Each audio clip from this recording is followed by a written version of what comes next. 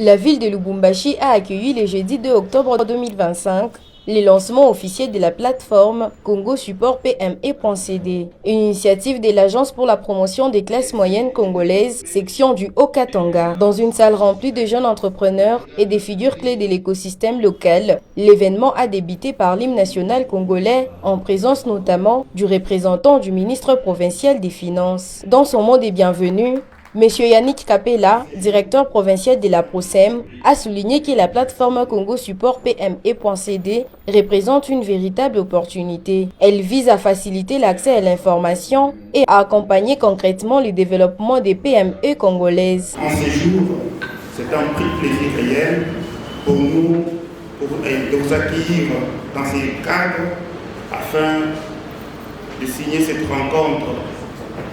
Et cette rencontre du programme Congo Support et qui est cette plateforme mise en place pour offrir des opportunités concrètes d'enregistrement, de faciliter accès à l'information, accompagnement personnalisé et ouverture vers les nouveaux marchés.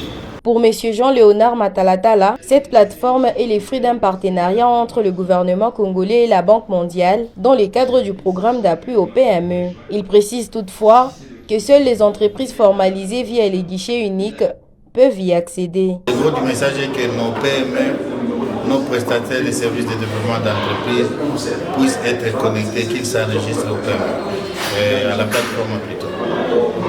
Et la condition, c'est qu'ils doivent être formalisés.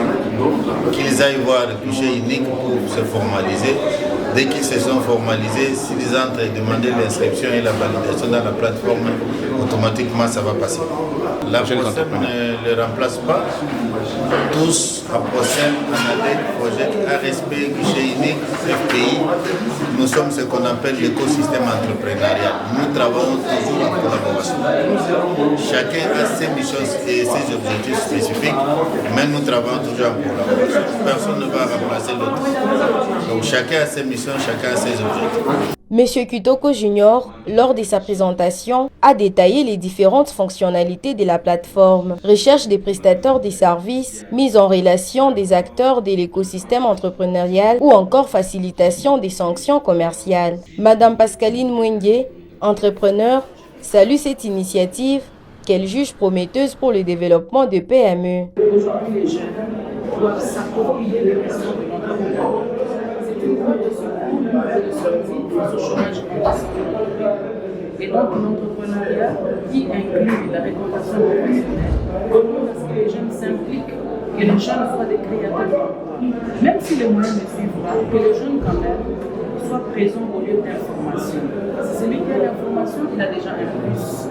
Et même en étant dans pareille exercice, on a toujours un jour de financement qui nous fait.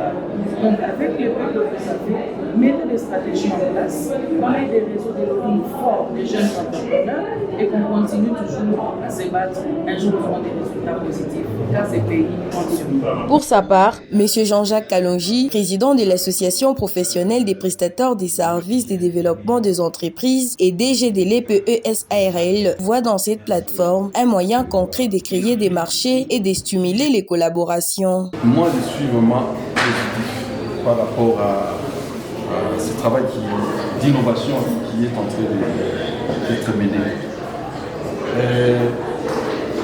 En fait, nous sommes à l'ère du numérique.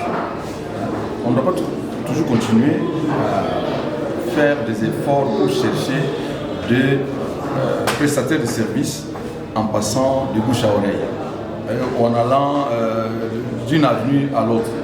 Les prestataires de services, on peut aussi les trouver sur des plateformes comme Lumapola. Après la présentation de la plateforme, les agents de la PROSEM ont le jour suivant poursuivi la formation de renforcement des capacités dans leurs bureaux respectifs. Cette session a été animée par le formateur Jean-Léonard Matalatala qui a mis en exergue la méthodologie qui sera appliquée sur le terrain par les agents. On a commencé cette formation juste pour renforcer la capacité des agents parce que c'est une agence nouvellement installée et avec un personnel, maintenant il faut donner de la matière au personnel pour pouvoir être très opérationnel sur le terrain.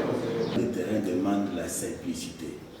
C'est comme ça que je vous avais dit parfois, si on te donne de l'eau dans un verre sale, comme tu as besoin d'informations, mais là.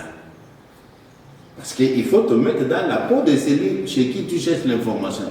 Selon le directeur provincial Yannick Capella, cette formation va permettre à tous les agents de mieux identifier les ménages appartenant à la classe moyenne, un processus essentiel pour la mission de la PROSEM. Pour notre population du Haut-Katanga, c'est que nous leur disons que nous serons à leur porte pour les accompagner et nous sommes des gens de terrain.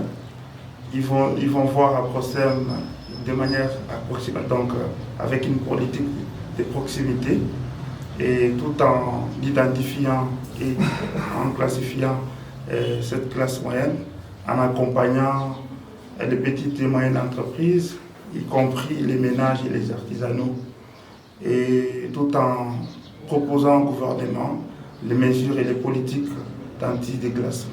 Madame Yvette Kazimoto, chargée de l'administration à la PROSEM, affirme avoir acquis des connaissances utiles qui vont l'aider à mieux accomplir son travail sur le terrain. Nous avons suivi la formation et nous avons bénéficié de beaucoup de choses qui pourraient aider aussi les autres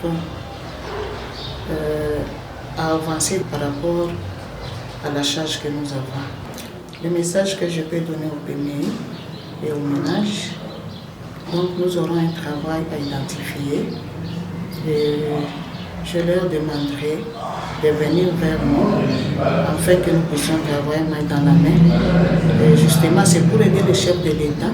Pour sa part, Gabriel Kazedi Kasongo, chef des services chargés des études, de la planification statistique et de la promotion de la classe moyenne, estime que la formation a été très bénéfique. Cependant, il se sent désormais mieux préparé pour la collecte efficace des données. Nous sommes en train d'être formés sur comment on peut faire des enquêtes de ménage moyennant un certain nombre d'échantillons que nous sommes en train de nous apprendre sur le plan statistique. Comment est-ce que nous pouvons faire les enquêtes en prélevant les statistiques basées sur le ménage et des différentes méthodes qu'on est en train de nous apprendre. Cette formation elle est vraiment très bénéfique pour nous et surtout que je fais partie de ces services. Ça nous a beaucoup plus édifié dans le sens que ça nous donne même voilà, les raisons de notre travail et je crois qu'à l'issue de cette formation, nous serons vraiment en mesure de bien pratiquer et de bien relever les données pour produire ça au niveau de la direction générale.